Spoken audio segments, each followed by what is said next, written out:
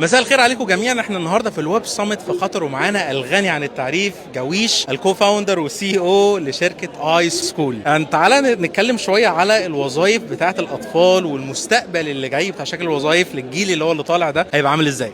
حلو جدا، سؤال مهم. الورد ايكونوميك فورم طلع تقرير عن وظائف المستقبل، وكلها كانت بتعتمد على الاي اي، ماشين ليرنينج، الويب ديفلوبمنت، جيم ديفلوبمنت، يو اي ويو اكس وديتا ساينس. وفي نفس الوقت اتكلم ان في اكتر من 100 مليون وظيفه هتختفي بسبب التسارع بتاع الاوتوميشن والاي اي. فبناء عليه احنا محتاجين نعلم طلاب من سن صغير زي ما احنا بنعمل الحمد لله في اي سكول من 6 سنين ل 18 سنه. محتاجين نعلمهم اي اي، محتاجين نعلمهم ويب ديفلوبمنت، جيم ديفلوبمنت، سوفت وير انجينيرنج بشكل عام. وماده الكمبيوتر ساينس لازم تبقى ماده اساسيه زيها زي العربي، زي الماس، زي الجغرافيا، زي التاريخ، عشان ده بقى علم لازم نتاسس عليه. واي سكول لو انا عايز ادخل ابني فيها المفروض اعمل ايه؟ حلو والله، الموضوع سهل جدا. احنا عندنا التدريبات بتكون 1 تو 1 تفاعليه مع مدربين برمجه محترفين. اي ولي امر بيخش على المنصه iSchoolTech.com، بيختار الباكج بتاعته 3 شهور، 6 شهور، سنه. والبرنامج بتاعنا مش كورس، البرنامج بتاعنا برنامج 12 سنه كامله زي المدرسه، بس موازيه للمدرسه، بتعلم تكنولوجي كامل. ولحد دلوقتي كام طالب دخلتوه؟ الحمد لله عندنا 130 الف خريج من 20 دوله مختلفه، ضربنا اكتر من 6 مليون ساعه تدريبيه، وفي نفس الوقت الطلاب بتوعنا كتبوا اكتر من 30 مليون سطر كود.